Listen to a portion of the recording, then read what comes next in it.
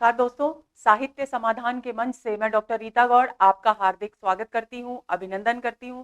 दोस्तों, आज ये साकेत का हमारा 5वां सत्र है।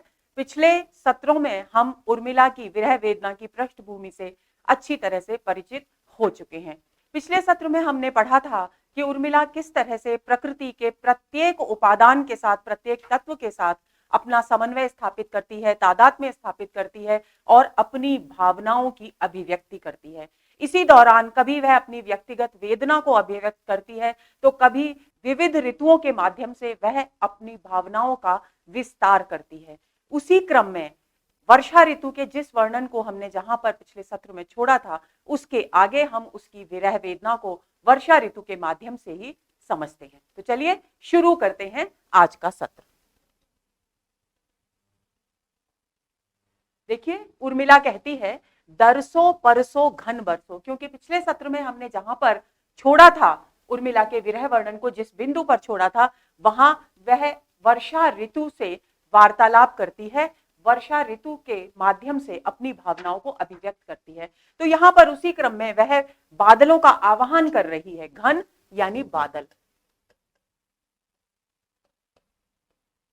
बादलों का आवाहन करती हुई कहती है कि हे बादलों, आप दर्शन दो।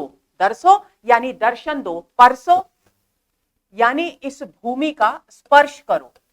अब बादल भूमि का स्पर्श किसके माध्यम से करते हैं? बादल भूमि का स्पर्श करते हैं वर्षा की बूंदों के माध्यम से। तो कुल मिलाकर बात यह है, भाव ये हुआ कि उर्मिला इन पंक्तियों के माध्यम से बादलों से वर्षा, पृथ्वी पर वर्षा करने का आह्वान कर रही है। आगे वो कहती है, सरसों जीर्ण शीर्ण जगती के तुम नवयौवन बरसो, कि ग्रीष्म ऋतु के कारण जो पृथ्वी जगह जगह से, जिसकी वनस्पतियां, जिसकी घास जल गई है, सूख गई है, और जो जगती यानी पृथ्वी का वस्त्र जीर्ण शीर्ण यानी फटा पुराना,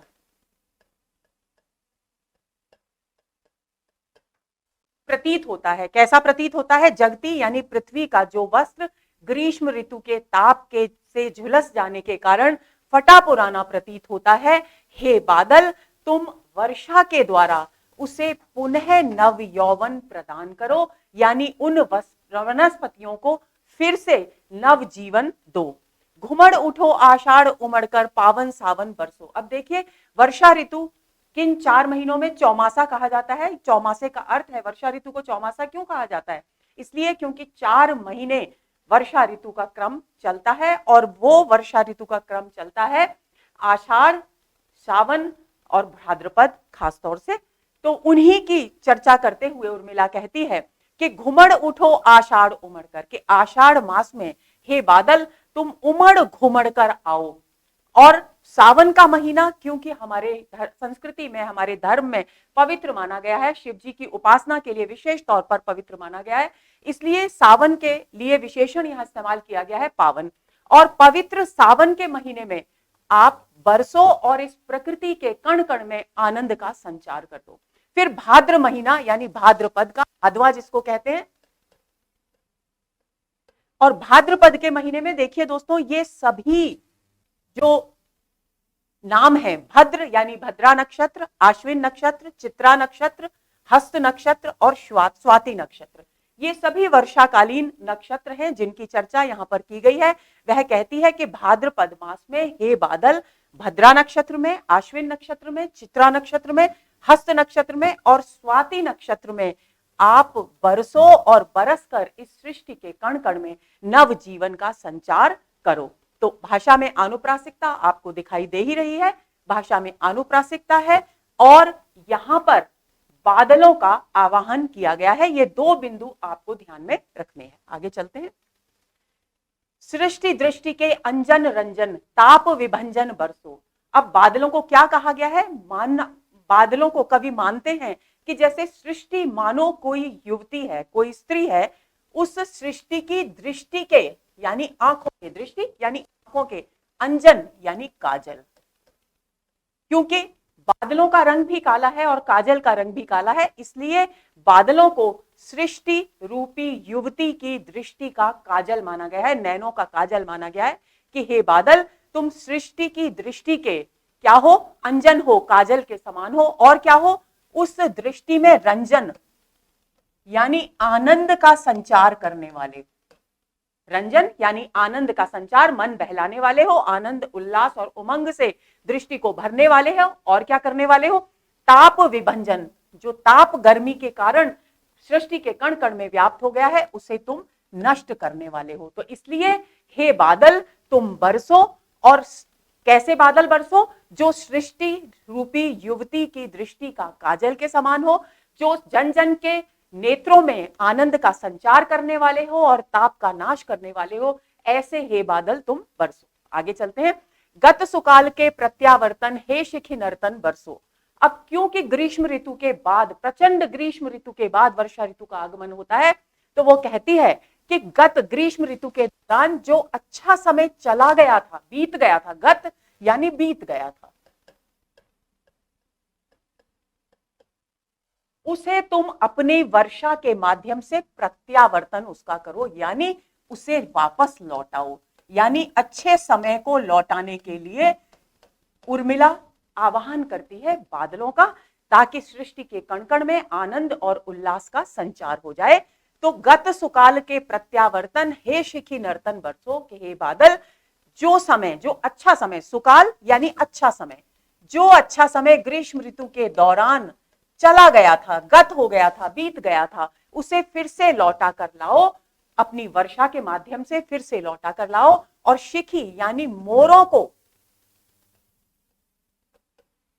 नृत्य करने का, आनंद से भरकर नृत्य करने का अवसर प्रदान करो, परिवेश प्रदान करो, वातावरण प्रदान करो। आगे कहती है, जड़ चेतन में बिजली भर दो, और अपनी वर्षा के माध्यम से, अपनी बूंदों के माध्यम से इस संपूर्ण जड़ चेतन जो सृष्टि है, जो प्रकृति है, उसमें विद्युत की किसी गति भर दो। यानी ग्रीष्म की, गर्मी की अधिकता के कारण सृष्टि में, प्रकृति में जो निष्क्रियता छा गई है, उस निष्क्रियता को फिर से सक्रियता में बदल दो। बिजली भर दो यानी सक्रिय बना दो।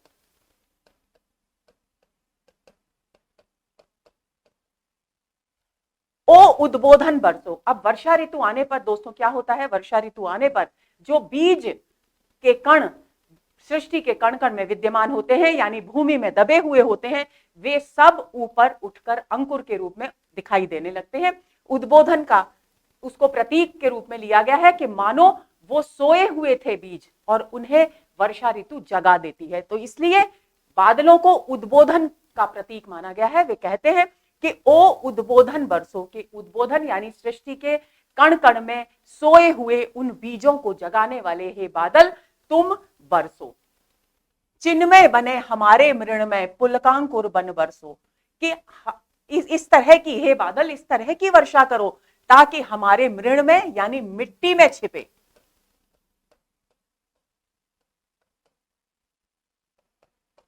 यानी मिट्टी में छिपे हमारे जो पुलक, रोमांच रूपी जो अंकुर हैं, वे फिर से अलौकिक रूप में, अद्भुत रूप में प्रस्फुटित हो जाएं, खिल जाएं, खुल जाएं। ऐसी वर्षा तुम इस सृष्टि में करो। व्यग्र उदग्र जगत जननी के अय अग्रस्तन बरसो, और हे बादल तुम इस संसार रूपी जननी जो मां है, उसके हृदय का हार हो। अग्रस्तन भावार्थ ले लेंगे इसका, हृदय का हार हो। इसलिए जो ये सृष्टि व्यग्र है, व्याकुल है, उदग्र है, यानी ऊपर की ओर मुख करके आपकी आगमन की प्रतीक्षा कर रही है, उस प्रतीक्षा को समाप्त करो और वर्षा करो। मंत्र पढ़ो छींटे दो, जागे सोए जीवन बरसो। और तुम जिस प्रकार छींटे देकर यानी वर्षा की बूंदों के माध्यम से सृष्टि के कण कण में नव जीवन का संचार करते हो, ऐसे ही एक बार फिर तुम गर्जना करो, मंत्र पढ़ो यानी गर्जना करो, क्योंकि तुम्हारी गर्जना मंत्र पढ़ने के समान प्रभावशाली होती है। जिस प्रकार मंत्रोच्चारण से एक अच्छा पवित्र वातावरण तैयार हो जाता है, उसी तरह से तुम्हारी गर्जना से को सुनकर, तुम्हारी गड़गड़ाहट को सुनकर सृष्टि के कण कण में, प्रत्येक जीवधारी के हृदय में आनंद और उल्लास उत्पन्न हो जाता है। तो तुम मंत्र पढ़ो, छींटे दो यानी वर्षा की बूंदों को बरसाओ, और जितने भी जागे और सोए हुए जीवन हैं, जो जागृत हैं और जो सुप्त हैं, उन सभी को आनंद प्रदान करो, उन सभी के जीवन में उल्लास भर दो। ऐसी वर्षा हे बादल तुम करो। आगे चलते हैं। घट पूरो त्रिभुवन मानस रस, कन कन छन छन बरसो। और क्या करो कि जितने भी हृदय, घट मतलब दो बार, अर्थ है घड़ा और हृदय, इस संसार में जितने भी घाट, जो भी जल के स्रोत हैं, जो जल भरने के माध्यम हैं, वे जो खाली हो गए हैं, उन सभी को, क्योंकि ग्रीष्म ऋतु में पानी की कमी हो जाती है, तो उसी की ओर यहां संकेत किया गया है कि घट पूरो, घड़ा यहां पर केवल घड़े का अभिप्राय नहीं है, बल्कि जल सुरक्षित रखने के, संचित करने के जितने भी साधन हैं, ताल तलैया नदी नाले, उन सब की ओर संकेत किया गया है। उन सब को भर दो और सबके हृदय को उल्लास के जल से भर दो, पूरो यानी भर दो। त्रिभुवन मानस, त्रिभुवन यानी तीनों लोक, तीनों लोकों का मानस यानी हृदय, तीनों लोकों के मानस को रस से यानी आनंद, अपने जल के आनंद से भर दो, कन कन क्षण क्षण बरसो। और इस प्रकार की वर्षा करो कि सृष्टि का कण कण प्रतिपल आनंद से भरपूर हो जाए, जल से भरपूर हो जाए, जल से भीग जाए। आज भीगते ही घर पहुंचे। और क्या क्या कल्पना करती है, कहती है कि हे बादल, आज तुम ऐसे बरसो कि आज हम घर, हर व्यक्ति तुम्हारी वर्षा की फुहारों में भीग कर ही घर पहुंचे, यानी तुम्हारे स्नेह की वर्षा से जीवन को आनंद और उल्लास से भरपूर करते हुए ही व्यक्ति अपने अपने आश्रय स्थल पर पहुंचे। जन जन के जन बरसो। और इस प्रकार की वर्षा हे बादल तुम जन जन के जीवन में करो। घटना हो चाहे घटा उठ नीचे से नित्य, आती है ऊपर सखी छाकर चंद्रादित्य। अब देखिए जीवन के यथार्थ, अभी तक तो वर्षा ऋतु का बादल का आवाहन किया जा रहा था, अब वो कहती है कि हे सखी, चाहे कोई घटना हो या घटा हो यानी बादल हो, ये दोनों ही चीजें, घटना और घटा, हमेशा नीचे से ऊपर की ओर उठती है। ये इसका प्रकृति का, इसकी प्रकृति का नियम है कि कोई भी घटना हो वो नीचे से उत्पन्न होती है और फिर धीरे धीरे सारे परिवेश में व्याप्त हो जाती है। उसी तरह से जो घटा है वो नीचे से उठती है और फिर धीरे धीरे पूरे आकाश में छा जाती है। आती है ऊपर सखी छाकर चंद्रादित्य। और किस प्रकार छा जाती है? चंद्र और आदित्य के समान। चंद्र का मतलब चंद्रमा, आदित्य का मतलब है सूर्य। आदित्य अर्थात सूर्य के समान। जिस प्रकार चंद्रमा और सूर्य दोनों नीचे से पृथ्वी की ओर से उठकर आकाश में हमें उठते हुए दिखाई देते हैं और अपने प्रकाश से सारे आकाश को छा देते हैं, उसी तरह से घटनाएं और घटा दोनों की नियति है, दोनों का स्वभाव है कि वे नीचे से उठकर ऊपर संपूर्ण परिवेश में छा जाती हैं। आगे चलते हैं। भाषा में आनुप्रासिकता का ध्यान आप लोग रखेंगे और ये जन जन जन द्वितीयानुप्रास अलंकार है और जन जन में यहाँ पुनरुक्ति प्रकाश अलंकार है। कन कन और छन छन में भी पुनरुक्ति प्रकाश अलंकार है। आगे चलते हैं। तरसू मुझसी मैं ही, सर से हर से हंसे प्रकृति प्यारी। अब देखिए किस तरीके से सृष्टि के प्रति मंगल भावनाओं से युक्त है उर्मिला। वह कहती है कि सृष्टि में केवल मैं ही एक ऐसी रहूं जो तरसे, या किसके लिए तरसे? प्रियतम के दर्शन के लिए तरसे, प्रियतम की विरह वेदना में पीड़ित हो। मुझसी मैं ही, और कोई भी इस पीड़ा को न झेले और किसी के भी भाग्य में ये पीड़ा न हो। और क्या हो? सर से हर से हंसे प्रकृति प्यारी। और ये संपूर्ण परिवेश, ये संपूर्ण जो प्रकृति है, ये सर से यानी विकसित हो, हर से यानी हर्षित हो, उल्लास से भर उठे और मुस्कुराए। यानी सृष्टि के कण कण में क्या क्या विद्यमान हो? विकास हो, आनंद हो और उल्लास व्याप्त हो। केवल और केवल पीड़ा और वेदना मुझ तक ही सिमट कर रह जाए, ये वेदना, ये पीड़ा सृष्टि तक विस्तृत न हो। इस प्रकार मंगल भावनाओं से युक्त है यहाँ पर उर्मिला, प्रकृति के प्रति सुंदर और शुभ भावनाओं को अभिव्यक्त कर रही। अब वो कहती है सबको सुख होगा तो मेरी भी आएगी बारी। अब वो क्यों ऐसा चाह रही है? वो कह रही है कि यदि सृष्टि के कण कण में सुख प्राप्त होगा तो एक न एक दिन, क्योंकि समय हमेशा एक सा नहीं रहता, इसलिए एक न एक दिन मेरे जीवन में भी सुख का समय आएगा, मेरा भी सुख का समय आएगा। बूंदियों को भी आज इस तनु स्पर्श का ताप, उठती है वे भाप सी गिरकर अपने आप। थोड़ा सा अतिशयोक्ति अलंकार का प्रभाव यहां दिखाई दे रहा है। वह कह रही है कि ये जो वर्षा की बूंदें मेरे शरीर पर गिरती हैं बूंदियों यानी वर्षा की बूंदें मेरे शरीर पर गिरती हैं, तनु यानी शरीर, मेरे शरीर का जैसे ही स्पर्श करती हैं तो क्योंकि मेरा शरीर विरह वेदना के ताप से जल रहा है तो पड़ते ही वे वाष्प बनकर, भाप बनकर वापस से उड़ जाती हैं, स्वतः ही विलीन हो जाती हैं। तो ये अतिशयोक्ति अलंकार प्रभाव है। विरह की अधिकता को स्पष्ट करने के लिए यहां पर अतिशयोक्ति का सहारा लिया गया है। न जा उधर है सखी वह शिखी सुखी हो नचे। अब वो अपनी सखी को रोकती है क्योंकि वर्षा ऋतु में अक्सर ये होता है कि मोर स्थान स्थान पर आनंद मग्न होकर, उल्लसित होकर नृत्य करते हुए दिखाई देते हैं। तो वो कहती है, हे सखी वहां शिखी यानी मोर सुखी होकर नृत्य कर रहा है, यानी आनंद से भरकर नाच रहा है, इसलिए हे सखी तू उधर मत जा। न संकुचित हो कहीं मुदित हास्य लीला रचे, और कहीं ऐसा ना हो कि तू जब उसके निकट जाए, उस दिशा में जाए, तो संभव है कि वो संकोच से भरकर, ये जो आनंद से भरकर जो लीला कर रहा है, जो नृत्य कर रहा है, उसे बंद कर दे, उसे करना रोक दे। इसलिए हे सखी तू उधर मत जा। भापसी में उपमा अलंकार है। आगे चलते हैं। बनू न पर विघ्न में बस मुझे अबाधा यही, विराग अनुराग में अह इष्ट एकांत ही, इंद्र बधु आने लगी क्यों निज स्वर्ग विहाय, नन्ही दूबा का हृदय निकल पड़ा यह हाय। अब इन पंक्तियों को समझने की कोशिश करेंगे दोस्तों।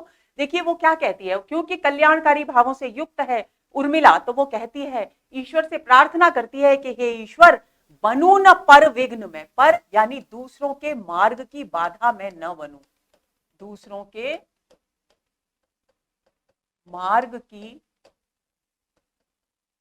बाधा पर विघ्न, दूसरों के मार्ग की मैं बाधा न बनूं, बस मुझे अबाधा रही। इतनी ही सहजता, अबाधा यानी जहां बाधा नहीं है, यानी सहजता, सरलता, सुविधा मेरे जीवन में, हे प्रभु, हे ईश्वर, बस इतनी सी सुविधा दे दो।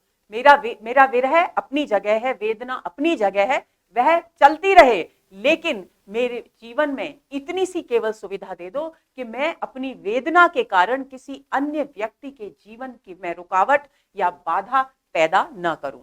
विराग अनुराग में अह इष्ट एकांत ही, क्योंकि मेरी स्थिति वेदना के कारण ऐसी हो गई है कि चाहे वैराग्य की स्थिति हो या अनुराग यानी प्रेम की स्थिति हो, दोनों ही स्थितियों में मुझे एकांत ही इष्ट है, यानी इच्छित है। इंद्र बधु आने लगी क्यों निज स्वर्ग विहाय। अब आगे वह अपनी बात कहती है कि भले ही पृथ्वी कितनी भी आकर्षक, कितनी भी सुंदर क्यों न हो जाए वर्षा ऋतु में, लेकिन इंद्रवधु कौन है? इंद्र की पत्नी अर्थात शची। शची भला अपने स्वर्ग की सुंदर भूमि को छोड़कर, विहाय यानी छोड़कर, भला पृथ्वी पर क्यों आएगी? नन्ही दूबा का हृदय निकल पड़ा यह हाय। और क्योंकि वर्षा के दौरान ऐसा होता है कि जहां जहां घास सूख जाती है, वहां घास के नए नए अंकुर प्रस्फुटित होने लगते हैं, तो उनको देखकर उर्मिला कहती है कि ये जो अंकुर, नन्हे नन्हे दूबा यानी घास के जो अंकुर दिखाई दे रहे हैं, वे ऐसे प्रतीत हो रहे हैं हे सखी जैसे मानो घास ने अपना हृदय, अपना कोमल हृदय खोलकर अभिव्यक्त कर दिया हो। आगे चलते हैं। अवसर न खो निठल्ली बढ़ जा विटप निकट बल्ली। अब ये जो गीत है दोस्तों, ये गीत लताओं को संबोधित करके गाया गया है। वो कहती है क्योंकि अभी तक वो सारे प्रकृति के उपादानों के साथ क्रम से अपना तादात्म्य स्थापित कर रही है। तो वो कहती है कि वर्षा ऋतु है, तो हे निठल्ली, लतिका को यहाँ निठल्ली क्यों कहा गया है? क्योंकि ग्रीष्म ऋतु के दौरान उसके विकास की गति रुक गई थी। तो ऐसा जब भी किसी वृक्ष की या किसी पौधे की या किसी लता की या पुष्प की विकास की गति रुक जाती है, तो ऐसा लगता है मानो वहां उस पौधे में, उस वनस्पति में निष्क्रियता व्याप्त हो गई हो। इसलिए निठल्ली यानी ठाली बैठी, कोई कार्य न करने वाली, इसलिए इस लतिका को यहाँ निठल्ली कहा गया है। तो वो कहती है कि हे निठल्ली लतिका, तू अब क्योंकि वर्षा ऋतु है, तेरे लिए अवसर है विकास करने का, तो तू इस विकास को अपने हाथ से, विकास के अवसर को अपने हाथ से जाने मत दे। बढ़ जा, तू जल्दी जल्दी अपना स्वरूप विकसित कर, नए नई पत्तियों से अपने आप को सुशोभित कर, विटपी निकट, और ये जो वृक्ष है, विटप यानी वृक्ष, वल्ली यानी लता, इस विटप के यानी वृक्ष के समीप जाकर इसे पकड़ ले, इसका सहारा, इसका अवलंब ले ले और अपना विकास करना प्रारंभ कर दे। अब छोड़ना न लल्ली, कदम अवलंब तू मल्ली, और अब तू हे लल्ली यानी हे युवती, हे बालिका, हे किशोरी, संबोधन है लल्ली एक सीधा सा, और लतिका को कह रही है कि अब हे युवती, हे बालिका, अब तू किसी भी स्थिति में इस विटप का आश्रय, इस वृक्ष का आश्रय मत छोड़ना, क्योंकि यही वो सुंदर अवसर है जबकि तू अपना विकास कर सकती है। कदम्ब अवलंब तू मल्ली, मल्ली यानी मस्त मौला, हे लता तू मस्त मौला होकर इस कदम्ब के वृक्ष का अवलंब यानी सहारा ले ले, कदम्ब के वृक्ष का सहारा ले ले और विकास करना प्रारंभ कर दे। त्रिविध पवन ही था आ रहा जो उन्हीं सा। अब यहां पर लता से कहा गया जो कथन है वो समाप्त हो गया। अब आगे उर्मिला अपने हृदय की भावनाओं को अभिव्यक्त करती है, क्योंकि प्रकृति में कभी कभी वो अपनी कल्याणकारी भावनाएं अभिव्यक्त करती है प्रकृति के उपादानों के माध्यम से, और कभी कभी उसे ऐसा लगता है मानो प्रकृति के विभिन्न तत्व, विभिन्न उपादान उसे प्रियतम की याद दिलाते हैं और प्रियतम का एहसास कराते हैं। तो वही अनुभूतियां यहाँ पर अभिव्यक्त की गई हैं। वह कहती है त्रिविध पवन ही था आ रहा जो उन्हीं सा, कि हवा चल रही है, वर्षा ऋतु है, तो उस उर्मिला को आभास होता है मानो तीनों प्रकार की हवाएं आकर उसके तन और मन को आनंद से सराबोर कर रही हैं। कैसे? उन्हीं सा यानी प्रियतम के समान।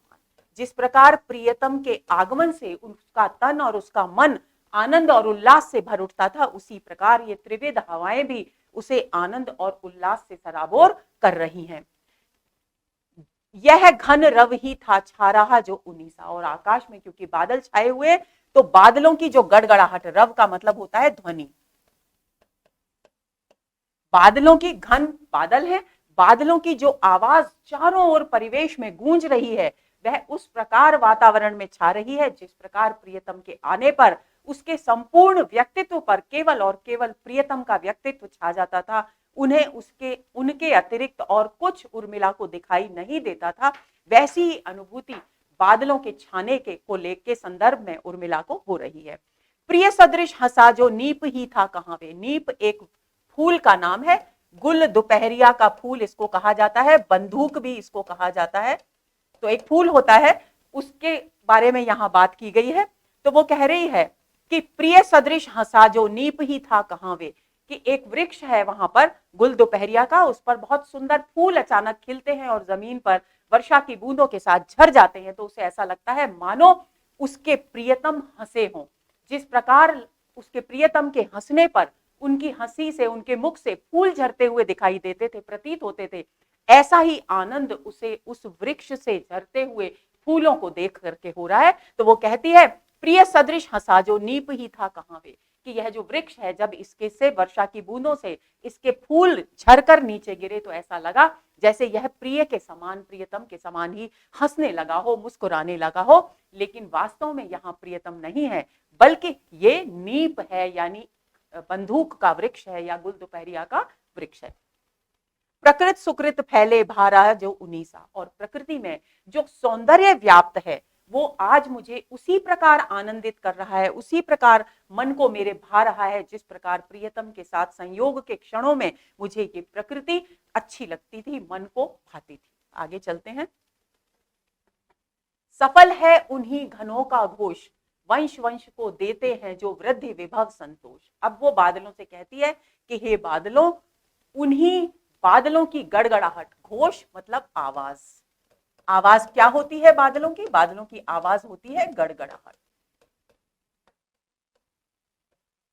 उन्हीं बादलों की आवाज सफल है अपने उद्देश्य में, जो वंश वंश को देते हैं जो वृद्धि विभव संतोष, जो प्रकृति के कण कण में विद्यमान प्रत्येक तत्व को के वंश में वृद्धि करते हैं, यानी विकास का अवसर प्रदान करते हैं, ऐश्वर्य प्रदान करते हैं और तृप्ति प्रदान करते हैं, संतुष्टि प्रदान करते हैं।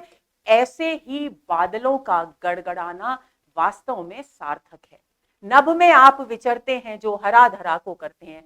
और कैसे बादल? वे बादल जो स्वयं आकाश में विचरण करते हैं, लेकिन अपने विचरण के प्रभाव से इस संपूर्ण पृथ्वी को हरा भरा कर देते हैं, यानी वर्षा के द्वारा संपूर्ण पृथ्वी पर हरियाली छा देते हैं। जल में मोती भरते हैं जो अपने जल के माध्यम से मानो पृथ्वी के सारे ताल, सरोवर, नदी, नालों में मोती, जल के रूप में मोती भर देते हैं। अक्षय उनका कोष, और जिनका कोष कभी खाली नहीं होता। अक्षय, जिसका कभी क्षय नहीं होता, जो कभी खाली नहीं होता, जो कभी खाली नहीं होता। ऐसे बादलों की ही गड़गड़ाहट, ऐसे बादलों का ही घोष वास्तव में सार्थक है। सफल है उन्हीं घनों का घोष। अब इन पंक्तियों के द्वारा क्या कहना चाहती है उर्मिला? उर्मिला कहना चाहती है कि प्रकृति का चाहे कोई उपादान हो, चाहे व्यक्ति हो या अन्य कोई जीव हो, अगर उसका जीवन किसी दूसरे के कल्याण के काम नहीं आता, किसी दूसरे के मार्ग की रुकावटों को दूर करने के काम नहीं आता, तो वह जीवन सार्थक नहीं है। बादलों के माध्यम से इस भावना को अभिव्यक्त किया जा रहा है। आगे चलते हैं। देखिए, यहां वृद्धि और विभव वंश वंश में पुनरुक्ति है, और वृद्धि, विभव, वंश वंश व वर्ण की आवृत्ति है, तो वृत्यानुप्रास अलंकार है।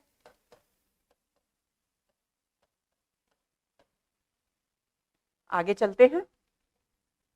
नंगी पीठ पर बैठकर घोड़े को उड़ाऊं कहो, किंतु डरता हूं मैं तुम्हारे इस झूले से।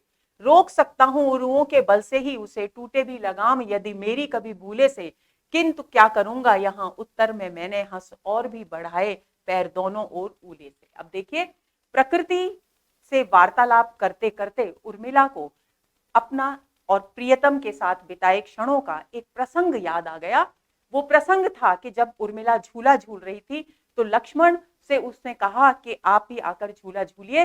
तो लक्ष्मण ने अपने विचार झूले के विषय में जो अभिव्यक्त किए वो इन पंक्तियों में बताए गए हैं। वह कहते हैं कि नंगी पीठ पर बैठकर, बिना किसी साधन के, बिना किसी गद्दी के, मैं घोड़े की पीठ, नंगी पीठ पर बैठकर उसे दौड़ा सकता हूं, तेज गति से उड़ाऊं। यानी इसका मतलब सचमुच उड़ाना नहीं है, बल्कि तीव्र गति से उसे मैं दौड़ा सकता हूं। लेकिन मैं तुम्हारे इस झूले से डरता हूं, इस झूले पर बैठना मेरे लिए संभव नहीं है, मुझे इस झूले पर बैठने से डर लगता है। रोक सकता हूं उरुओं के बल से ही उसे, टूटे भी लगाम यदि मेरी कभी भूले से। और यदि भूल से तीव्र गति से दौड़ाते समय उस घोड़े की लगाम टूट भी जाए, तो मैं उसे अपनी उरुओं यानी जंघाओं से उस घोड़े को, जो तीव्र गति से भाग रहा है, उस घोड़े को रोकने की ताकत रखता हूं। किंतु क्या करूंगा, लगा, लेकिन इस झूले पर बैठकर भला मैं क्या करूंगा, क्योंकि मुझे इस झूले पर बैठने से क्या लगता है, डर लगता है। उत्तर में मैंने, और उर्मिला को याद आता है कि जब उसके प्रियतम ने ये बात कही थी, तब उसने जवाब में हंस दिया था और भी तेज पींगे लेते हुए उसने झूले को और आगे बढ़ाया था। आगे चलते हैं। हैं कह लिपट गए थे यहीं प्राणेश्वर। और जब उसने और तीव्र गति से अपने झूले को आगे बढ़ाया, तो हंसते हुए वे उसी से, प्राणेश्वर यानी लक्ष्मण यानी प्रियतम, उर्मिला से प्रेम से भरकर, प्रेम में डूबकर लिपट गए थे। और वो लिपटना कैसा था, वो आलिंगन कैसा था, बाहर से संकुचित, बाहर से उन्हें संकोच महसूस हो रहा था अपनी प्रियतमा से लिपटने में, लेकिन भीतर ही भीतर वे फूले से, यानी वे अपने आप को आनंदित महसूस कर रहे थे, उल्लसित महसूस कर रहे थे। सखी आशांकुर मेरे इस मिट्टी में पनप नहीं पाए, फल कामना नहीं थी चढ़ा सखी फूल भी न मन भाए। अब ये प्रसंग याद आते ही उसे अपनी वियोग की जो स्थिति है वो और अधिक कष्टदायक प्रतीत होने लगती है, और वो निराश स्वर में अपनी सखी से कहती है कि हे सखी, मैंने संयोग के क्षणों में प्रियतम के साथ जीवन बिताने के लिए जो जो आशाएं, जो जो उम्मीदें, जो जो अपेक्षाएं मैंने की थी, उसके अंकुर इस मिट्टी में, इस परिवेश में विकसित ही नहीं हो सके। यानी मेरी वो उम्मीदें, मेरी वो आशाएं फलित नहीं हो सकी, और मेरी और बहुत बड़ी बड़ी फल कामना नहीं थी, बहुत बड़ी बड़ी इच्छाएं मेरी नहीं थी। लेकिन ये भी नहीं हो सका कि मैं अपने प्रेम के पुष्प, अपने प्रियतम के प्रति जो मेरे हृदय में श्रद्धा का भाव है, जो प्रेम का भाव है, उसे मैं उन्हें पूरी तरह से समर्पित कर पाती, अर्थात उनके सामने अभिव्यक्त कर पाती। इतना भी अवसर मुझे प्राप्त नहीं हुआ। आगे चलते हैं। कुलिश किसी पर कड़क रहे हैं, आली तोयद तड़क रहे हैं। अब बादलों के भयंकर रूप का यहाँ पर वर्णन किया गया है। पुनः अपनी स्थिति से बाहर निकलकर, वेदना से बाहर निकलकर उर्मिला प्रकृति के साथ जुड़ती है। और कुलिश का अर्थ होता है इंद्र का एक अस्त्र, जिसे वज्र कहा जाता है। और वज्र के बारे में ये प्रसिद्ध है, ये प्रचलित है कि वज्र का प्रहार बहुत कठोर होता है और उसका कोई भी तोड़ किसी के पास नहीं है। तो वो कहती है, उर्मिला कहती है, कुलिश किसी पर कड़क रहे, बादल आकाश में कड़क रहे हैं, बहुत तेज गड़गड़ाहट की आवाज है, दिल दहला देने वाली जो बादलों की आवाज होती है, उसी की ओर यहाँ संकेत किया गया है कि ये कुलिश के समान, ये वज्र के समान किसी पर कड़क रहे हैं, कहीं आकाश में बादल कड़क रहे हैं, यानी ये हृदय में भय का संचार कर रहे हैं। आली तोयद तड़क रहे हैं। और हे सखी, ये तोयद यानी बादल, ये जो बादल हैं वे पूरी तरह से कड़क रहे हैं और ऐसा लग रहा है जैसे अभी आसमान बादल फटकर जमीन पर आ जाएंगे। कुछ कहने के लिए लता के अरुण अधर वे फड़क रहे हैं। अब देखिए, यहां मानवीकरण अलंकार है, क्योंकि प्रकृति के उपादानों पर मानवीय गुणों का आरोप किया गया है।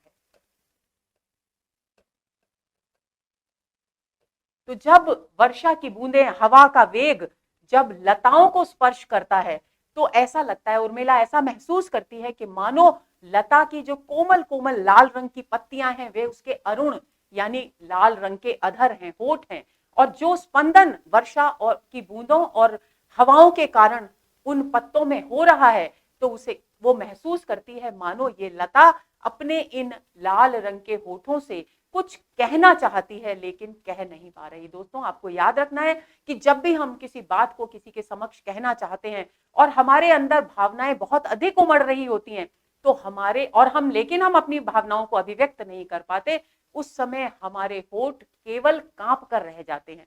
तो वही स्थिति यहाँ पर लता के कोमल पत्तों के कंपन में महसूस कर रही है उर्मिला। मैं कहती हूं रहें किसी के हृदय वही जो धड़क रहे हैं। अब वो कहती है कि मैं चाहती हूं कि जिन जिन हृदयों में धड़कन है, संवेदनशीलता है, वे किसी न किसी के प्रति अपने हृदय में प्रेम भाव से सराबोर रहें। अटक अटक कर, भटक भटक कर भाव वही जो भड़क रहे हैं।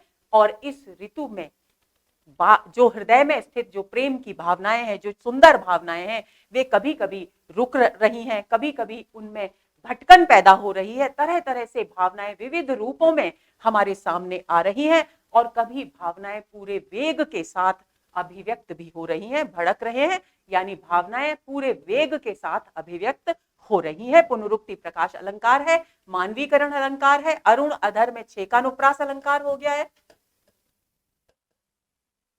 इनको अलंकारों को ध्यान में रखना है, विशेष तौर पर आपको मानवीकरण अलंकार ध्यान में रखना है। तोयद तड़क रहे हैं, यहां भी छेकानुप्रास अलंकार है। आगे चलते हैं।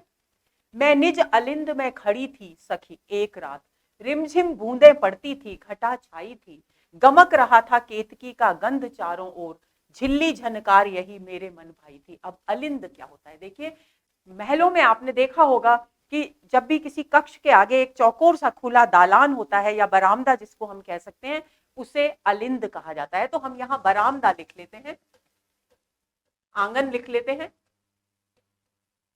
उस खुले आंगन में एक बार खड़ी थी तो अपने प्रियतम के संयोग के क्षणों की स्मृति कर मैं डूबी है उर्मिला। तो वो कहती है, मैं एक बार अपने कक्ष के बाहर जो बरामदा है, जो आंगन है, उसमें खड़ी थी और रात का समय था, रिमझिम बूंदें बरस रही थी और आकाश में घटा छाई थी। पूरे वातावरण का चित्रण कर रही है उर्मिला। देखिए किस तरीके से वह अपनी संवेदनाओं को, अपने प्रियतम के प्रति प्रेम भाव को अभिव्यक्त कर रही है और इसके साथ साथ प्रकृति के प्रति अपने आत्मीय संबंध की ओर भी संकेत कर रही है। गमक रहा था केतकी का गंध चारों ओर, और वो परिवेश कैसा था? उसमें केतकी के फूलों की भीनी भीनी खुशबू सर्वत्र व्याप्त थी, चारों ओर छाई हुई थी। झिल्ली झनकार यही मेरे मन भाई थी। और आपको ध्यान होगा कि कुछ कीट पतंग होते हैं जो वर्षा ऋतु में तरह तरह की आवाजें जिनकी सुनाई देती हैं, उनमें से ऐसा लगता है कभी कभी उनकी ध्वनि को जो एक साथ बजती है, एक साथ उनकी ध्वनि जब हमें सुनाई देती तो ऐसा लगता है जैसे कहीं घुंघरू बज रहे हो या कहीं कोई झनकार हो रही हो। तो उसी ध्वनि की ओर वो संकेत कर रही है कि जब मैं वहां खड़ी थी और ये परिवेश था, कैसा परिवेश था, रिमझिम बूंदें गिर रही थी, आकाश में घटा छाई हुई थी, केतकी के फूलों की सुगंध से सारा वातावरण महक रहा था, और उसी समय झिल्ली का झनकार भरा जो स्वर है वो मुझे सुनाई दे रहा था, और मुझे वो झनकार झिल्ली की इतनी आनंददायक लगी, इतनी मन को मेरे भा गई कि मैं उस झनकार पर, झिल्ली झनकार में देखिए यहां छेकानुप्रास है। आगे चलते हैं, ये आगे पंक्ति पूरी होगी। करने लगी मैं अनुकरण स्व नूपुरों से, क्योंकि उसने भी नूपुर यानी घुंघरू पहन रखे थे पैरों में, तो वो उस झनकार, झिल्ली की जो झनकार की ध्वनि थी उसका अनुकरण करती हुई, उसकी ताल और लय के साथ स्वयं नृत्य करने लगी, अनुकरण करने लगी उसका। चंचला थी चमकी, चंचला यानी बिजली, आकाश में बिजली चमक रही थी। घनाली गहराई थी, घनाली यानी घनी घटा, घनी घटा आकाश में छाई हुई थी, बिजली चमक रही थी, और उर्मिला क्या कर रही थी, झिल्ली की झनकार के स्वर के ताल और लय के साथ नृत्य कर रही थी। चौंक देखा मैंने चुप कोने में खड़े थे प्रिय, और उसे याद आया कि उसे अचानक लगा कि जैसे कोई उसे देख रहा है, उसने पीछे मुड़कर देखा तो उसके प्रियतम कोने में चुपचाप खड़े उसकी सारी गतिविधि को देख रहे थे। माई मुख लज्जा उसी छाती में छुपाई थी, और अपने प्रियतम को अपनी इस गतिविधि की ओर देखते देखकर उर्मिला लज्जित हो गई, और वो सारे उस लज्जा के समय को, उस परिवेश को याद कर रही है, और वो कहती है कि मेरा मुख लज्जा से इतना झुक गया कि मैंने दौड़कर उन्हीं की छाती में, उन्हीं के वक्ष से लिपटकर अपनी उस लज्जा को छिपाया था। तब मैं तू भी कम नहीं जी जुगनू बड़ भाग, भवन भवन में दीप है जा वन वन में जाग। अब ये सारा प्रसंग बताती है, और उसके बाद वो देखती है कि वर्षा ऋतु में क्योंकि जुगनू भी आते हैं, झिल्ली आती है तो जुगनू भी आते हैं, तो एक जुगनू आ जाता है। और जुगनू की खास बात होती है दोस्तों, आप सभी जानते होंगे कि अंधेरे में वो प्रकाश की लकीर के समान दिखाई देता है। तो वो कहती है उस जुगनू से जो उसके महल में आ जाता है कि तब में तू भी कम नहीं जी जुगनू बड़ भाग, कि अंधकार में हे जुगनू, क्योंकि तू स्वयं प्रकाश से युक्त है तो तू भी कुछ कम नहीं है, तू भी बहुत सौभाग्यशाली है। बड़ भाग यानी बड़े भाग्य वाला है, सौभाग्यशाली है। लेकिन तू यहाँ महल में क्यों आया है, यहाँ महल में तेरी कोई उपयोगिता नहीं है, क्योंकि यहाँ भवन भवन में दीप है, यहाँ हर जगह दीप प्रज्वलित हैं, यानी प्रकाश ही प्रकाश है। तो तुझे अपनी सामर्थ्य जो चमकने की है उससे यहाँ पर रोशनी करने का आनंद प्राप्त नहीं होगा, इसलिए तू जा वन में जाकर, वन क्या अंधकार में जो वातावरण है उसी को जाकर प्रकाशित कर, उसी को आनंद से, अपने प्रकाश से भर दे। वन वन में पुनरुक्ति है, भवन भवन में पुनरुक्ति है। आगे चलते हैं। हा वह सुहृदता भी क्रीड़ा में है कठोरता जड़िता, तड़प तड़प उठती है स्वजनी घना लिंगिता तड़िता। अब विद्युत की, बिजली की बात की जा रही है। तड़िता का अर्थ है बिजली, आकाश में जो बिजली चमकती है बादलों के बीच से, उसकी बात हो रही है यहाँ। तो वो कहती है कि हे स्वजनी, स्वजनी का मतलब है सखी, हे सखी, जब आकाश में बादलों के बीच से बिजली कड़कती है तो कैसी प्रतीत होती है, यद्यपि वह कठोर है, कठोर प्रतीत होती है क्योंकि वो अपनी कड़क से भय का हृदय में संचार कर देती है, लेकिन फिर भी जब वो चमक कर वापस से लीन होती है बादलों के बीच तो उसमें सुहृदयता भी, उसकी क्रीड़ा में, उसकी गति में, उसके बादलों के बीच इस तरह से खेलने में सुहृदयता यानी कोमलता, कोमलता भी दिखाई देती है और कठोरता भी दिखाई देती है, और ऐसा लगता है मानो वो बादलों के बीच जड़ी हुई है। तड़प तड़प उठती है स्वजनी घना लिंगिता तड़िता, और समय समय पर, हर थोड़ी थोड़ी देर में, हे सखी, स्वजनी यानी हे सखी, वह घना लिंगिता यानी बादलों का आलिंगन करने वाली, यानी बादलों में छिपी रहने वाली।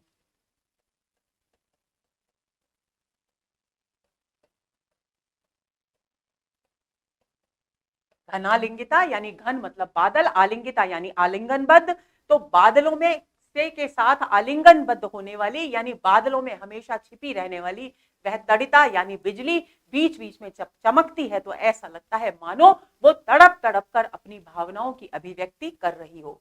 गाढ़ तिमिर की बाढ़ में डूब रही सब सृष्टि मानो चक्कर में पड़ी चकराती है दृष्टि। अब क्योंकि वर्षा बहुत तेज हो गई है, कले घने काले बादल छाए हुए हैं, चारों ओर घना अंधकार है। गाढ़ तिमिर यानी घना अंधकार।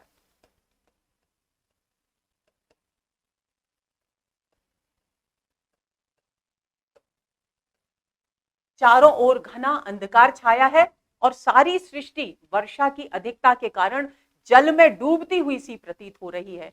और उर्मिला कहती है ऐसा लगता है इस पूरी अंधेरे से भरी हुई और जल से भरी हुई इस पूरी सृष्टि को देखकर ऐसी दृष्टि जब जाती है तो वो दृष्टि चकराती हुई सी प्रतीत होती है, चक्कर सा आने लगता है इस भयंकर दृश्य को देखकर। मानो है तो उत्प्रेक्षा अलंकार। लाई सखी मालिने थी डाली उस बार जब जंबू फल जीजी ने लिए थे तुझे याद है।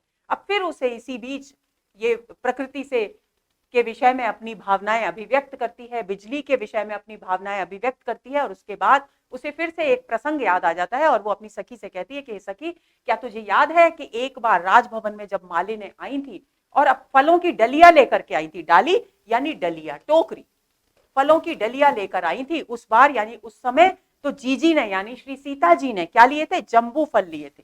जंबू फल यानी जामुन खरीदे थे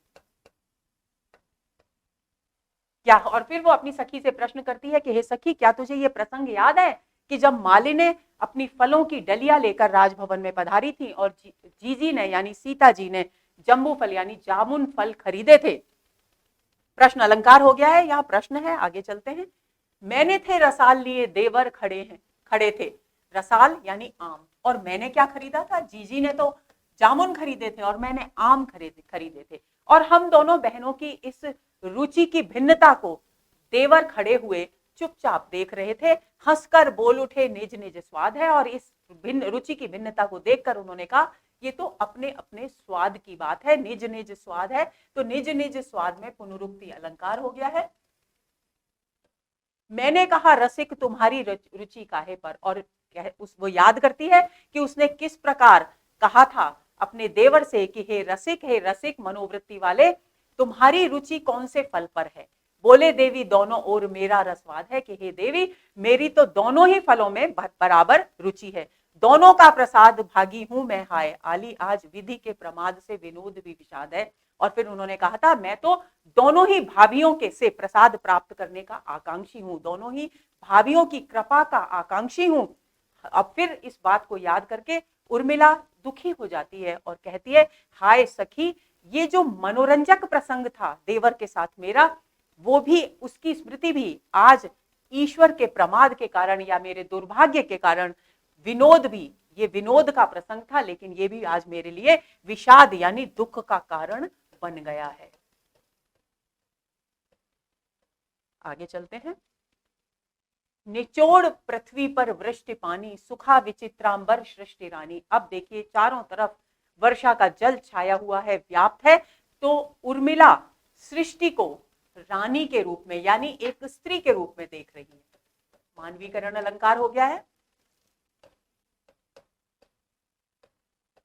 मानवीय गुणों का आरोप हो रहा है सृष्टि पर। तो वो कहती है कि जिस प्रकार जब हम बहुत ज्यादा वर्षा की बूंदों से भीग जाते हैं, वर्षा के जल से भीग जाते हैं और हम अपने वस्त्रों को निचोड़कर उस पानी को दूर करते हैं, अपने वस्त्रों से अपने वस्त्रों को सुखाने की कोशिश करते हैं, उसी प्रसंग को आधार बनाकर उर्मिला कहती है कि निचोड़ पृथ्वी पर वृष्टि पानी की, हे पृथ्वी, हे सृष्टि रानी, इस पृथ्वी पर वृष्टि का जो पानी, वर्षा का जो पानी फैल गया है, वर्षा यानी वृष्टि यानी वर्षा, वर्षा का जो जल जगह जगह भर गया है, अपने इस विचित्र अंबर, विचित्र अंबर, अंबर का मतलब होता है वस्त्र, अपने इस अद्भुत वस्त्र को तुम निचोड़ कर सुखा दो।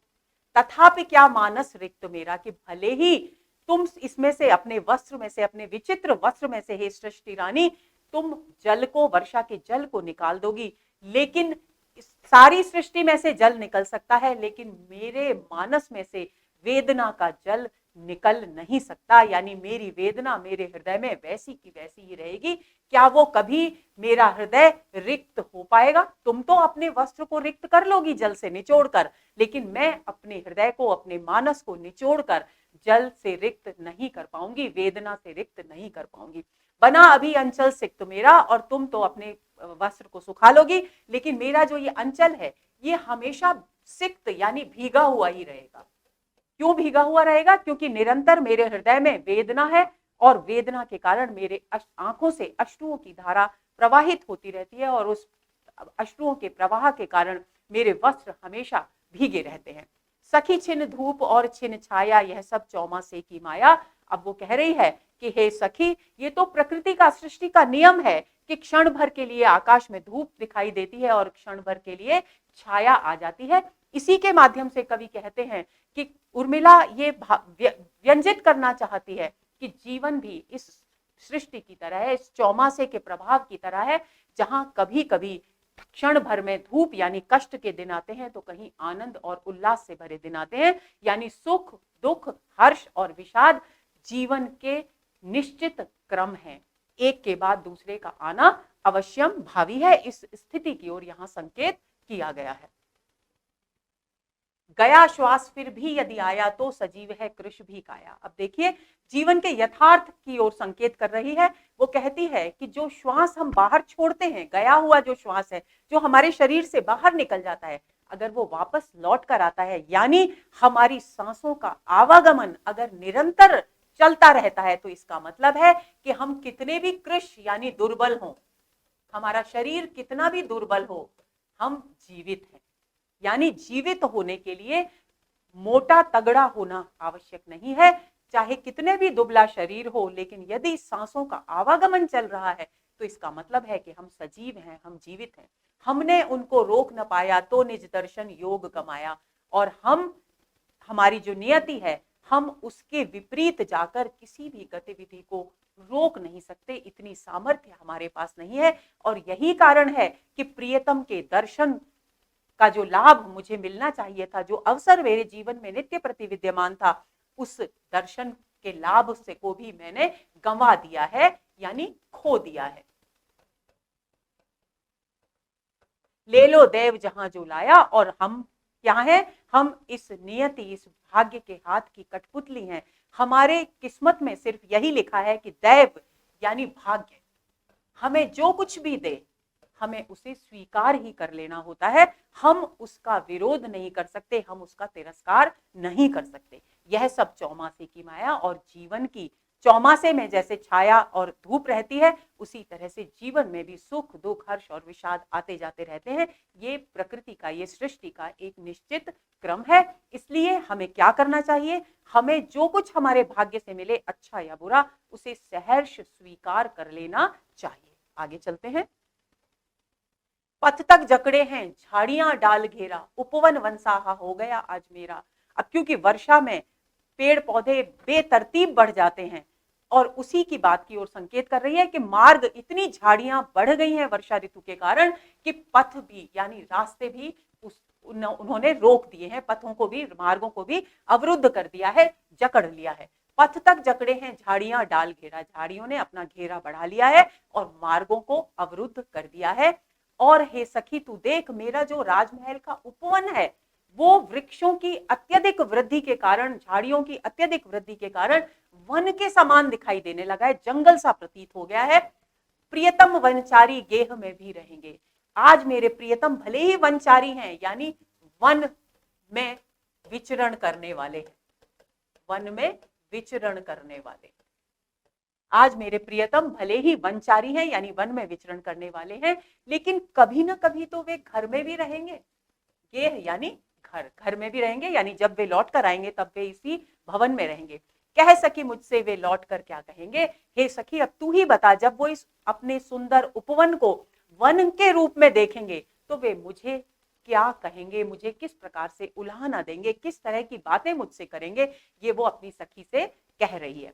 करें परिष्कृत मालिन्य आली यह उद्यान। और फिर उसके बाद तुरंत उसे एहसास होता है कि इस उपवन को फिर से उपवन बनाने की प्रक्रिया उसे शुरू कर देनी चाहिए। और वो अपनी सखी से कहती है कि हे सखी, मालिनों को बुलाओ और उन्हें आदेश दो कि वो इस उद्यान को फिर से परिष्कृत कर दें, फिर से सुंदर बना दें, उपवन बना दें और ये जो वन सा हो गया है इसे बिल्कुल सुंदर रूप में सामने प्रस्तुत कर दें। करते होंगे गहन में प्रियतम इसका ध्यान। अब क्यों करते हैं, क्यों कर दें मालिनी? क्योंकि प्रियतम भले ही वन में है, लेकिन जब भी वे ध्यान में बैठते होंगे, जब भी वे राजमहल और इस उपवन के विषय में सोचते होंगे, तो उन्हें ये वन के रूप में देखा हुआ जो उपवन है ये बहुत बुरा लगता होगा, उन्हें दुख देता होगा, उनकी वेदना का कारण बनता होगा। इसलिए हे सखी, तू मालिनों से कहकर इस वन से हो गए उपवन को फिर से उपवन की तरह सुंदर बना दे। ठीक कहा तूने सखी, अर्पित है यह देह, तू संभाल कर रख इसे, रखती है ज्यों के। अब वो कहती है अपनी सखी से कि हे सखी, तू ठीक कहती है कि यह जो शरीर है, मेरा जो स्वास्थ्य है, उसका भी मुझे ध्यान रखना चाहिए।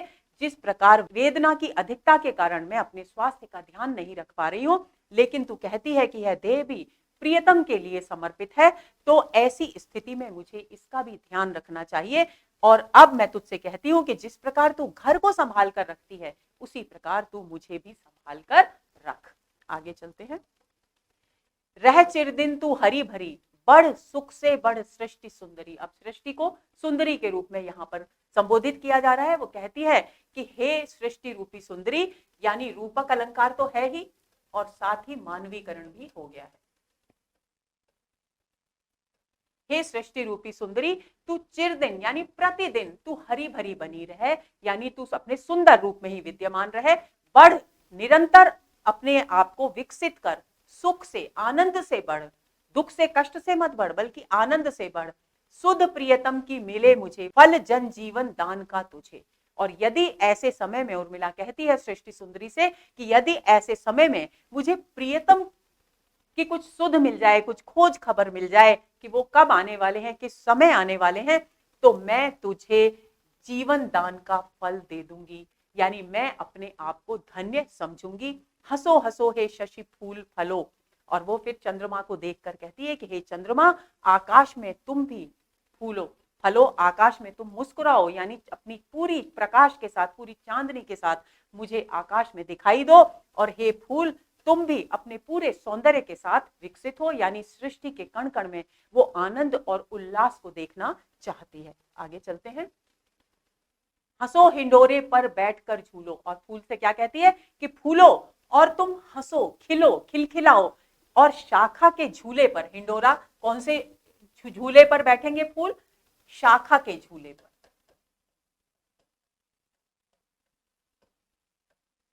झूले पर बैठकर हवा के झोंकों के साथ झूलो। यथेष्ट मैं रोदन के लिए हूं, तुम सब मुस्कुराओ, प्रकृति का कण कण मुस्कुराहट आनंद और उल्लास से भरा हुआ हो।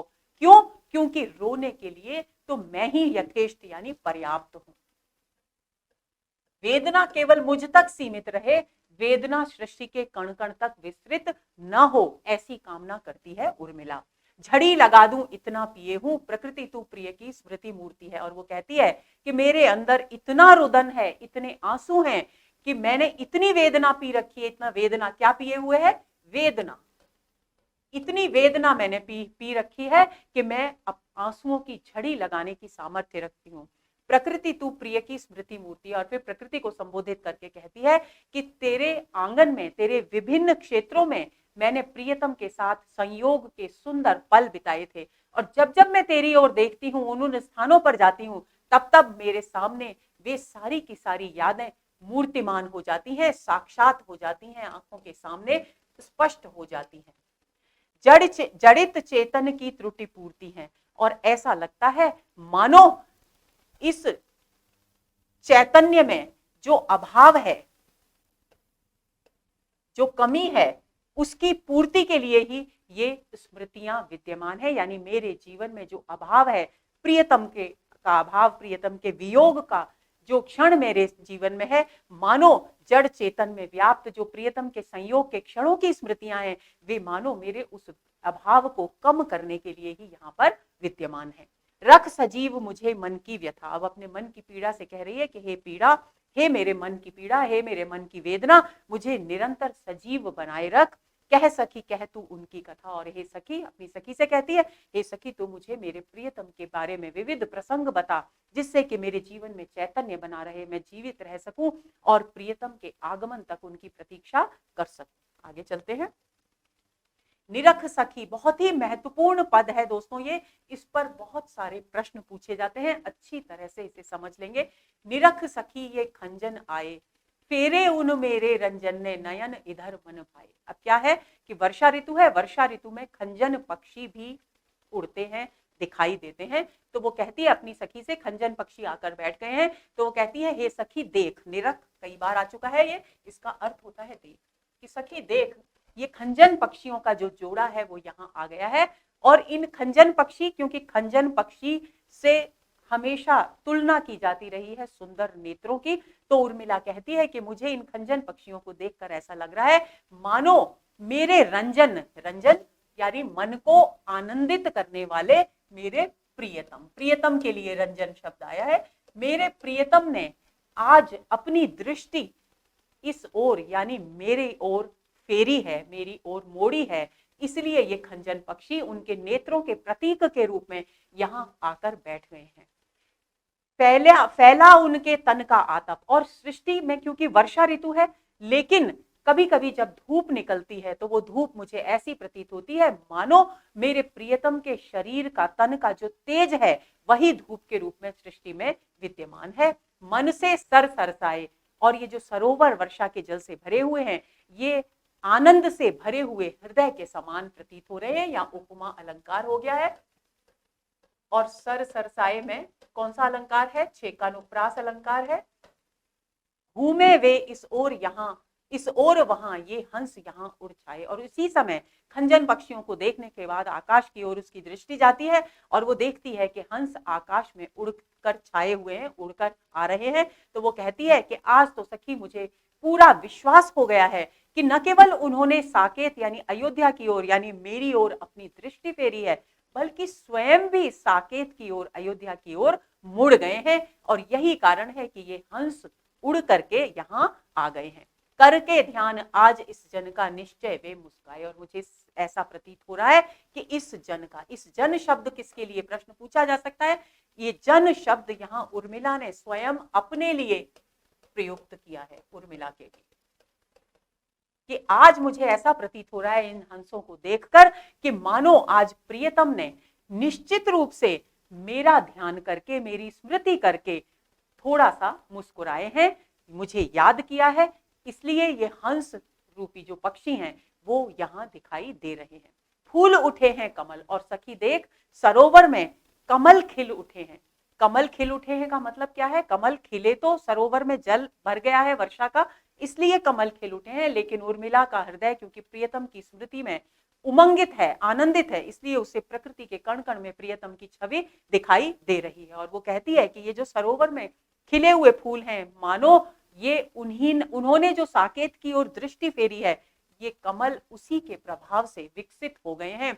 अधर से ये बंदूक सुहाए, और ये जो बंदूक का फूल होता है एक दोस्तों, जो लाल रंग का होता है, और ये जो बंदूक के जो फूल हैं, सुंदर लाल रंग के फूल, ये मानो उनके अधरों के, प्रियतम के लाल अधरों के समान यहाँ इस वृक्ष पर शोभायमान हो रहे हैं। यानी वेदना इतनी अधिक बढ़ गई है उर्मिला की कि उसे प्रकृति के कण कण में अपने प्रियतम का चेहरा दिखाई दे रहा है, अपने प्रियतम के अंग प्रत्यंग को वो अनुभव कर रही है प्रकृति के कण कण में। स्वागत स्वागत, अब शरद ऋतु आ गई है, वर्षा ऋतु के बाद शरद ऋतु का आगमन होता है, तो वह शरद ऋतु का स्वागत करती हुई कहती है कि स्वागत स्वागत शरद भाग्य से मैंने दर्शन पाए, कि आज तो मेरे भाग्य ही खुल गए कि शरद ऋतु तुम आ गई। मैंने बहुत लंबी प्रतीक्षा की तुम्हारी, क्योंकि ग्रीष्म से वो परेशान थी, क्योंकि वेदना, विरह वेदना से तप रही थी और सूर्य की गर्मी से भी तप रही थी, तो उसे वो कष्ट में थी। उसके बाद वर्षा के कारण वो कष्ट में थी, क्यों? क्योंकि उसके निरंतर नेत्रों से भी जल धारा बह रही थी, आंसुओं की धारा बह रही थी, और वर्षा भी हो रही थी, उससे भी वो परेशान थी, क्योंकि वर्षा में प्रियतम के साथ बिताए हुए क्षण भी उसे बहुत याद आ रहे थे। तो शरद ऋतु की प्रतीक्षा में थी वो, तो शरद ऋतु के आने पर वो अपने आप को थोड़ा सा सहज महसूस करती है, तो वो शरद ऋतु का स्वागत करती है कि मेरा आज बहुत अच्छा सौभाग्य है कि हे शरद ऋतु तुम्हारा आगमन हुआ, मैं तुम्हारा स्वागत करती हूँ। नभने मोती वारे, और क्योंकि शरद ऋतु में ओस गिरती है वनस्पतियों पर, घास पर, पेड़ पौधों पर, तो वो ओस उसे मोती के समान प्रतीत होती है। तो वो कहती है ओस की बूंदों को देखकर कि ऐसा लग रहा है हे शरद ऋतु, तुम्हारे स्वागत में आकाश ने भी तुम पर मोती वारे हैं, यानी मोती न्यौछावर करे हैं। लो ये अश्रु अर्घ्य भर लाए, और मेरे नेत्रों में क्योंकि वेदना के कारण आंसू भरे हुए हैं, तो मैं भी तुम्हारे स्वागत में अपने इन आंसू भरे नेत्रों से अर्घ्य अर्पित करती हूं, तुम्हारा स्वागत करती हूं। आगे चलते हैं। अपने प्रेम हिमाश्रु ही दिए दूब ने भेंट, उन्हें बनाकर रत्न कण रवि ने लिया समेट। और जब ओस की बूंदें वनस्पतियों पर छाती हैं, लेकिन जब सूर्य की किरणें उन्हें स्पर्श करती हैं तो ओस की बूंदें समाप्त हो जाती हैं। उसी को आधार बनाकर अपनी भावनाएं अभिव्यक्त कर रही है उर्मिला, और वो कहती है अपने प्रेम हिमाश्रु ही दिए दूब ने भेंट, कि ये जो ओस की बूंदें हैं मानो दूब ने भेंट में, ये आंसू हैं घास के। क्या? जो ओस की बूंदें घास पर छाई हुई हैं, हिम अश्रु, ये मानो ओस रूपी अश्रु हैं, ओस रूपी अश्रु हैं घास के, जो प्रेम से घर भरकर घास ने, दूब ने, दूर्वा ने उपहार स्वरूप दिए हैं प्रकृति को। उन्हें बनाकर रत्न कण रवि ने लिया समेट, और सूर्योदय होते ही सूर्य ने अपनी किरणों के माध्यम से जिस तरीके से कोई भी व्यक्ति आकर के सारे रत्नों को समेट लेता है, उसी तरह से सूर्य ने भी उन्हें रत्न कण समझकर उन ओस की बूंदों को समेट लिया है। जबकि ये प्रकृति का नियम है कि जैसे ही सूर्योदय होगा ओस की बूंदें समाप्त हो जाएंगी, लेकिन उर्मिला को ये दूसरे रूप में दिखाई दे रहा है। प्रिय को था मैंने दिया पद्महार उपहार। अब उसे याद आता है कि एक बार मैंने प्रियतम को पद्महार यानी कमल के फूलों का हार उपहार में दिया था, कमल के फूलों का हार उपहार में दिया था। तो उन्होंने उस उपहार को ग्रहण करके क्या कहा था वो उसे याद आता है, आभारी हुआ पाकर यह पदभार, कि तुमने मुझे जो प्रेम से भरकर ये सुंदर उपहार दिया है कमल के फूलों के हार के रूप में, इसे पाकर मैं कृतज्ञ हो गया हूं, मैं धन्य हो गया हूं। अम्बु अवनि अंबर में स्वच्छ शरद की पुनीत क्रीड़ा सी, पर सखी अपने पीछे पड़ी अवधि पित्त पीड़ा सी। अब वो कह रही है कि हे सखी, क्योंकि शरद ऋतु है तो जल में, अवनी यानी पृथ्वी में, अंबु है जल, अवनी है पृथ्वी, और अंबर है आकाश। सब ओर शरद ऋतु का प्रभाव दिखाई दे रहा है, यानी प्रकृति के कण कण में शरद ऋतु पवित्र क्रीड़ा करती हुई दिखाई दे रही है। लेकिन हे सखी, हमारा दुर्भाग्य ये है कि हमारे पीछे ये अवधि, कौन सी अवधि? प्रियतम के से मिलन की जो अवधि है, प्रियतम से मिलन की लंबी अवधि पित्त की पीड़ा के समान हमारे पीछे पड़ गई है, हमारे जीवन की, हमारे आनंद की रुकावट बन गई है। यहाँ उपमा अलंकार है। अब उर्मिला प्रकृति में छाए हुए कोहरे को देख रही है, और कोहरा जब बहुत घना होता है तब तो कुछ भी दिखाई नहीं देता, लेकिन जैसे जैसे सूर्य की किरणें उसके आर पार होती हैं, जगह जगह से वो हटने लगता है कोहरा। तो उसको दृश्य को देख करके वो कह रही है कि हे सखी, हुआ विदीर्ण जहां तहां श्वेत आवरण जीर्ण, कि जहां तहां से कोहरा हटने के कारण ये जो श्वेत आवरण है सृष्टि का, कोहरे के रूप, कोहरा रूपी जो आवरण है वो कहीं कहीं फटा हुआ सा, जीर्ण सा प्रतीत हो रहा है। व्योम शीर्ण कंचुक धरे विषधर सा विस्तीर्ण। इस पंक्ति को अच्छी तरह से समझ लेंगे कि जगह जगह से, जहां जहां से कोहरा हटा है, वहां वहां से आकाश दिखाई दे रहा है। तो हे सखी, इस जीर्ण शीर्ण कोहरे के आवरण से में से दिखता हुआ आकाश ऐसा लग रहा है जैसे फटी हुई कैंचुली, कंचुक यानी कैंचुली,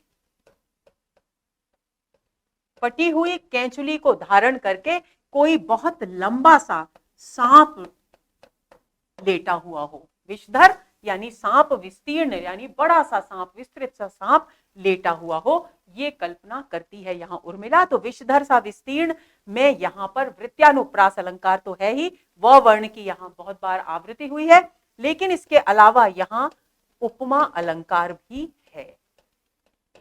आगे चलते हैं, यहां भी उपमा अलंकार हो गया है। तो दोस्तों ये हुआ हमारा आज का सत्र। उम्मीद करती हूँ कि ये सारे के सारे छंद, सारे के सारे काव्यांश आपको अच्छी तरह से समझ में आ गए होंगे। धैर्य बनाए रखिए, कोई भी चीज एकदम से शॉर्टकट नहीं होती, शॉर्टकट रास्ते सफलता की ओर नहीं जाते, ये ध्यान में रहिए। अगले सत्र के इंतजार में रहिए। नमस्कार।